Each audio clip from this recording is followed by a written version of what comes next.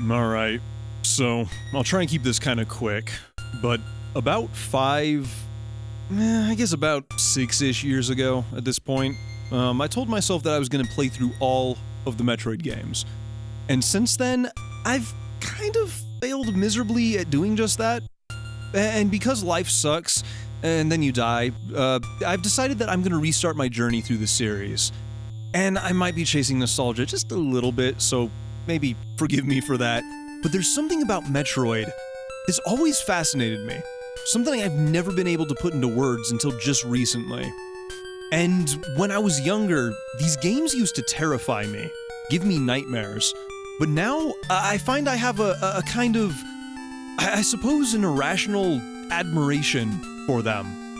And I think it has a lot to do with the atmosphere. And speaking of atmosphere, a lot of older games were designed to look better on the hardware at the time that they were intended to be played on. So this raw image data was never really meant to be seen as it is. So I did just a little bit to try and recapture that old school look and feel of a CRT monitor. And I think it looks a lot better this way. And yeah, so what if we lose a little bit of quality on an old 8-bit game? Because for such a little trade-off, we gain so much more liveliness and character. And when that visual style is mixed with the soundscapes that Metroid is known for, we get atmosphere.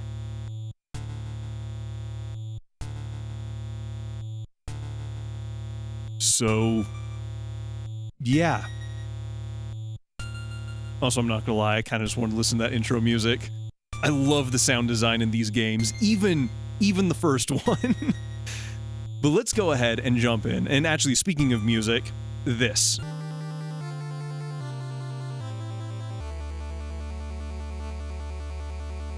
God, I love that little load-in jingle.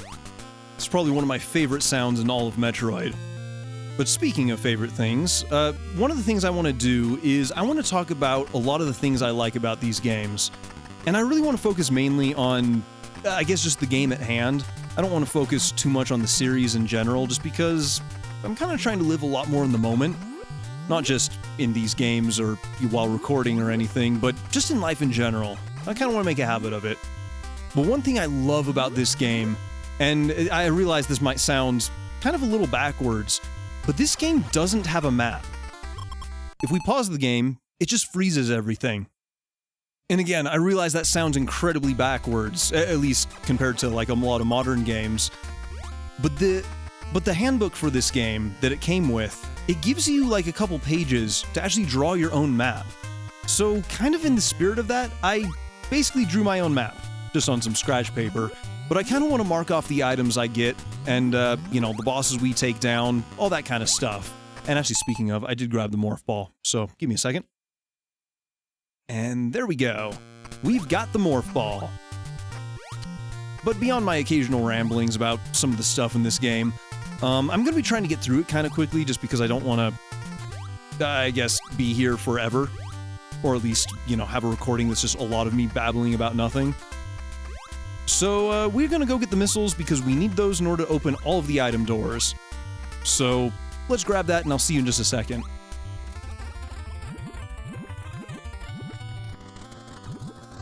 So another thing that I actually want to talk about this is the visuals. And I'm not talking about, graphics, but actually how everything is presented.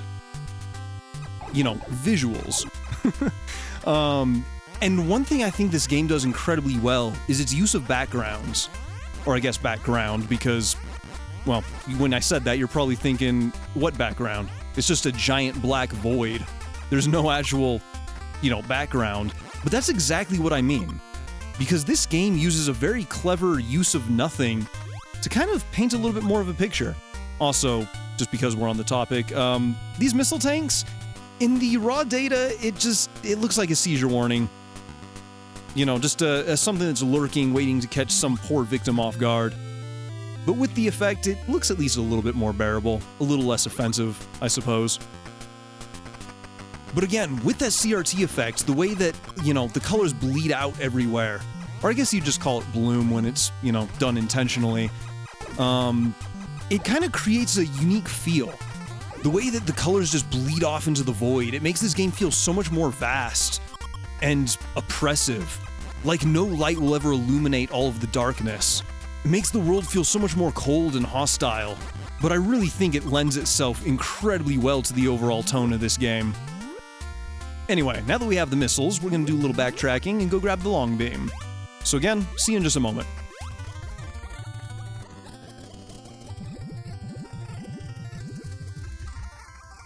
And then once we enter here, the music changes.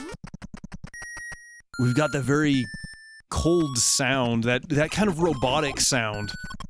And again, it makes this area feel so much colder. And I don't mean, like, temperature-wise, I just mean, well, feel-wise. Unforgiving. Kind of creepy and mysterious in a weird way. To be honest, I've never really been that big when it comes to graphics. I've always been much more of an audio kind of person. And that's another reason why I've always kind of adored Metroid, is because the sound design is kind of unique. There is no discrimination between music and sound effects. It's one of the reasons why I've always been very hesitant to call Metroid's, music a soundtrack, or even music, because it's much more of a soundscape than anything. I've always kind of joked that Metroid is a reverse engineering of other Nintendo titles. You know, games like Mario and Zelda and Kirby. Games that are very bright and happy. You know, Mario has the very poppy music that almost feels like everything's just dancing along to it. And then Zelda with its very triumphant, heroic music that makes it feel like the wind is always at your back. And then there's Kirby, which, I mean, let's face it, you can't play a Kirby game without having a giant, stupid grin on your face. But Metroid, on the other hand, it's almost like they intentionally reverse all of that. The music fades in and out and changes in weird areas. The visuals are cold and oppressive, and the entire game feels like it's out to kill you, just for the sake of it. Which, again, is kind of part of the theme and the atmosphere of Metroid. But that aside, let's go grab the bombs, and there is a health tank along the way.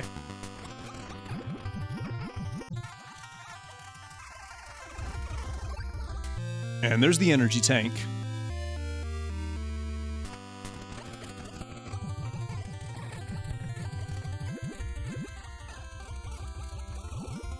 And now we just need some missiles to get through this door, which I really should have tried to get before we got to this point. But, you know, mistakes may have been made. I guess we're about to find out.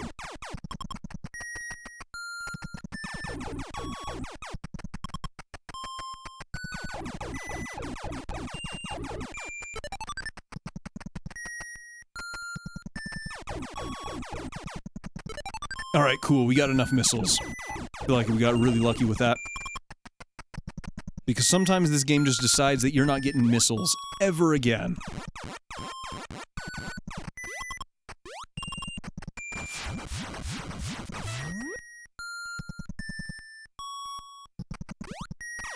And here are the bombs. Which means we can now go complete the game. I mean, quite literally, it's kind of simplifying it a lot, but it's kind of true. Without the bombs, you're never gonna get to either Kraid or Ridley. Which, speaking of, I think it's time to go kill Ridley. You know, just kind of because. I don't really need a reason to kill Ridley. I feel like that's kind of his one purpose in life, is just to be killed. But we gotta go grab the early ice beam first. Or I guess we don't have to, but I feel like it, so I'm going to.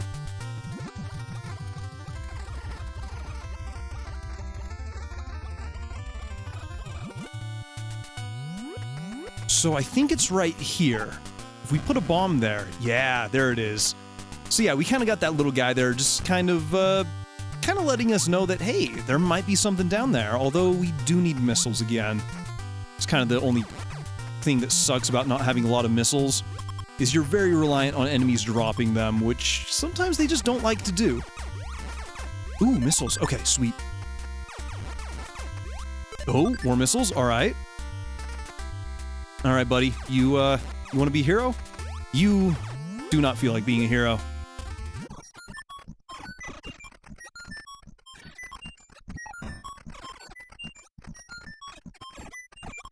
Come on, one of you has to drop missiles. Hey! And the little spinny door boy comes through. Sweet. And I think that means the moment we get into Norfair, we're going to immediately go grab as many missiles as we can.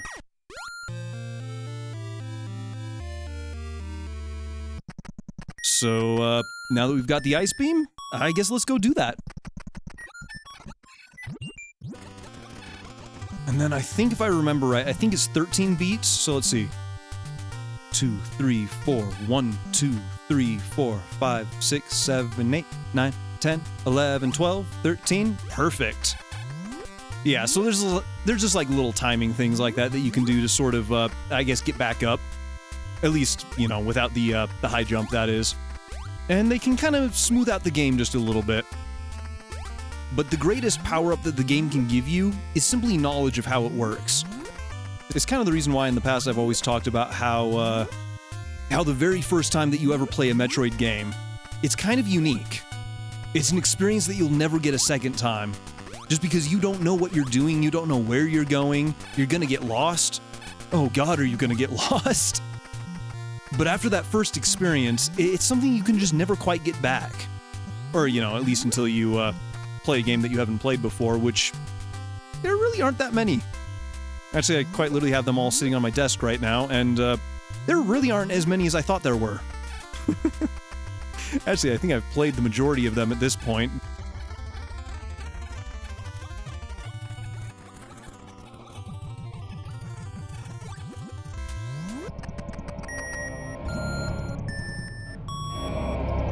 Alright, and down to Norfair we go.